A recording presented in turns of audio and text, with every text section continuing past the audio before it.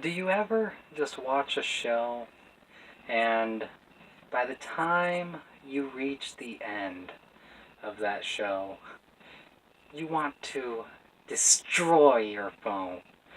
I mean, you are unbelievably angry, and maybe it's not your phone, maybe it's your TV, but you just want to reach out and strangle it and destroy it because you can't stand what just happened. Well, I just recently watched one of those, and it made me decide I need to make this video because I need an answer. Um, anyways, thank you for tuning into the Infoverse today. I'm the Infomancer speaking, and I'm glad to have you here in the infinite realm. Sorry for starting off ranting right away and not the introduction. But the show I just watched that made me incredibly angry was Rumbling Hearts. It's an anime that I highly suggest you not watch unless you want to feel the rage. But it's not just, this isn't just about Rumbling Hearts. This is about anime romance in general, and I'm going to give some examples of what's wrong with it, because anime messes up romance really, really bad. If I've tried, and I've tried, and I've tried, and I really enjoy the romance animes in the beginning, but without fail, every one of them messes it up in the end. And it makes me so very angry. Sorry if I seem angry right now. I just recently finished Rumbling Hearts, and I am still very much feeling the rage. I don't know how long this is going to last. I didn't think a show, especially a cartoon, could make me feel this angry, but here we are. Anyways, let's get on with this. I really think that anime messes up the romance genre really, really bad. And they started out really, really good, but it always goes bad. Some examples, since I said I'd be giving examples, would be Canon. Canon is a great show. I really, really enjoyed it. It's full of drama, and it's very interesting. It's got some action here and there split in, great comedy, cute characters, all good. However, in the end, our main girl, Ayu, we discover she's a ghost, and she disappears, and that all sucks.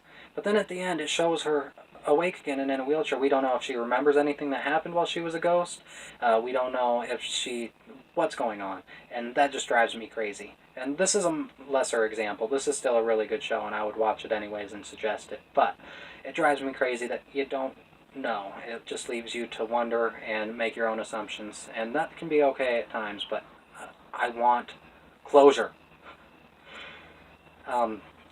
Moving on from that, you've got Clanad, which again is a really good show. And when I say Clanad, I include Clanad and Clanad After Story as one entity. And it was really good. Definitely interesting. And it gives you all kinds of feels. It makes you feel awful as you watch the main girl Nagisa die, and then the young kid, what is her name? Ushio. The young kid Ushio die. It's so heartbreaking. But it develops all this way, and it crushes your heart with killing these characters. But then at the end, it revives the characters. Now, don't get me wrong, I thought it was terribly, terribly sad to watch them die. But you made me go through all those feels. Don't slap me in the face and disrespect me by just bringing them back and saying, oh no, it doesn't really matter. Oh my god, not cool. Not a good way to end it. And then we move on to, what's another good example? Shuffle. Shuffle's a good romance one. Full of comedy, and I enjoyed it. It's kind of a sucky anime, but to be honest, a lot of animes are, and it's only enjoyable if you enjoy the anime medium. So, I enjoyed it, I watched it, whatever, but I had a huge, huge, huge problem with it. It is introduced as the main character. I can't remember his name or the girl's name. So the main character is living with a blonde yandere girl, and then come in a redheaded god girl and a blue-haired demon girl, and they both want to date him. And the show is set up that he's supposed to be dating one of those two girls, and it makes it pretty clear that the yandere girl that he lives with is also a love interest of him. And these are his love interests he's supposed to be picking between them, and it's pretty interesting. But then, at the end, and most people think this was a good choice, and I understand why, because this character had good connection with him, and it's not a bad choice. It would probably be the best choice for him to be with as far as the females go. But he picks a green-haired girl. I think her name is Asha, and it's his friend. But she was never introduced as a love interest until all of a sudden he's just suddenly dating her. And that makes me extremely angry. Even though she may have been the best choice and everybody agrees with it and loves it. No, no, no, no, no. It introduced 3 love interests. It needed to be one of those 3. People were rooting for one of those 3 because those were the only ones that were introduced. And at the end, they were all told, no, F you, he's picking somebody else. And, oh, it makes me angry.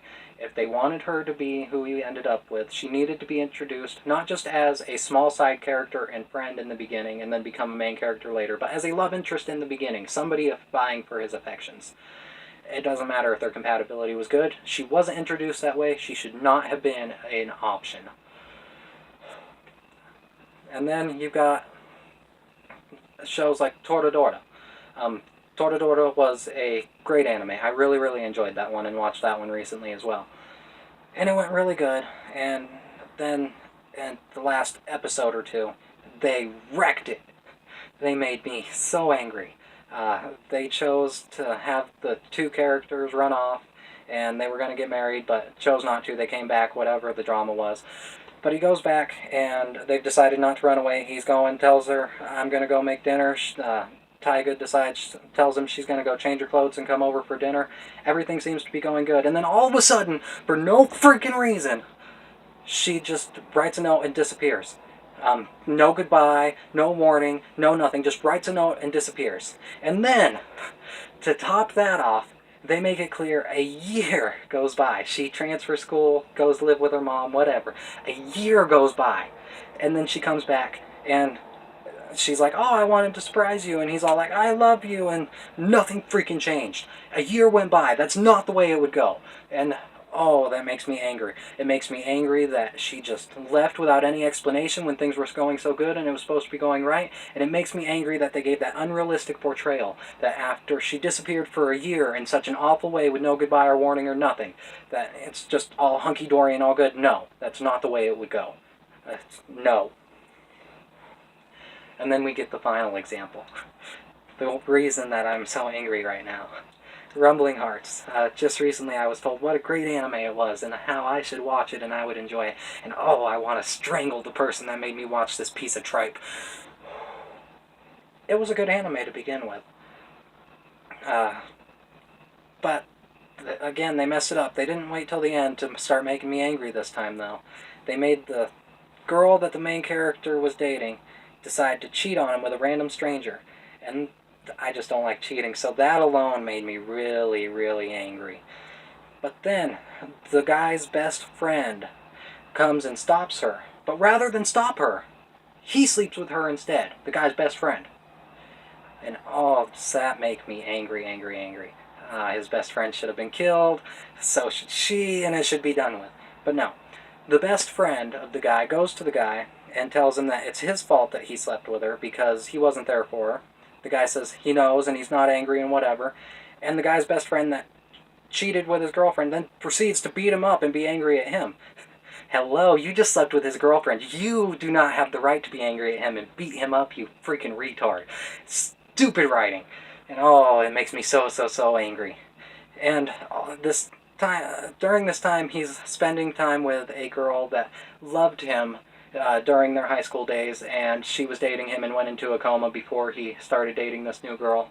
And things were supposed to be going good with them. It seemed like it was going good, and I was able to accept that the girl cheated with his best friend and whatever, because I thought, okay, it is opening up the door for him to be with her again. And so I was willing to accept that and get past my anger. However, he breaks up with the stupid girl.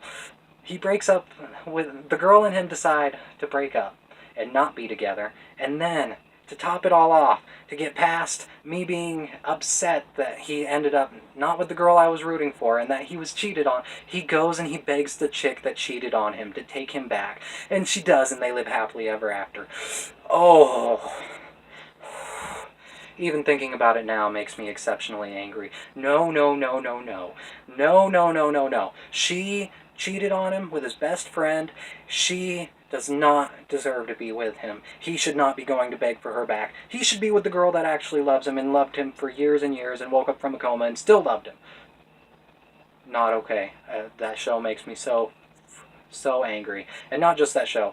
All anime romance in general, apparently, because every one of them, they start out with such a good show that I want to like so much, and then they just go and they wreck it. They do something so completely stupid or irritating or awful that I just can't get past it, and it ruins it by the end of the show.